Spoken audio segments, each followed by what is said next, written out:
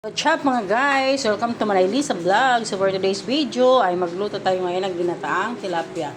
Pero po, bago yan, so prituin muna natin tong sinasabi nilang isdang tampal pupi. Ayan guys, so ayan, try natin iluto to kung anong lasa. Ayan, try na natin. Ayan yung isdang, sabi nila ay tampal pupi.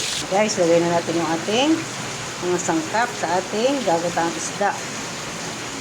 Lagay tayo ng luya, bawang, sibuyas at kamatis. Ayan, maglagay din tayo ng pichay. Lagay na natin yung ating tilapia. Lagay natin ang ating gulay na pichay. Ayan.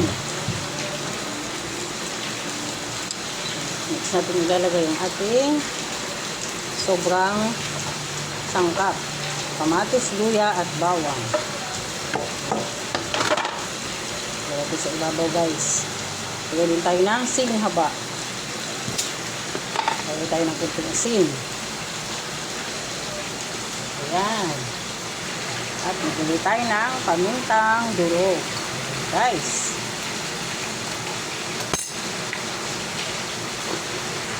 Lagay din tayo ng magic sarap.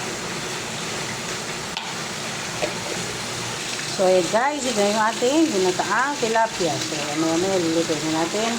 Nakatapos natin magprito. So ayan guys, lagay na natin yung ating gata.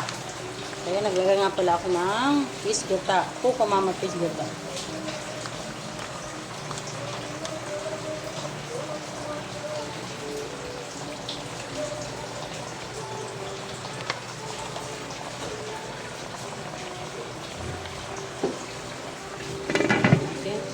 So ayan guys, luto na yung ating picadilyong tilapia. So guys, kain na tayo. Thank you for watching.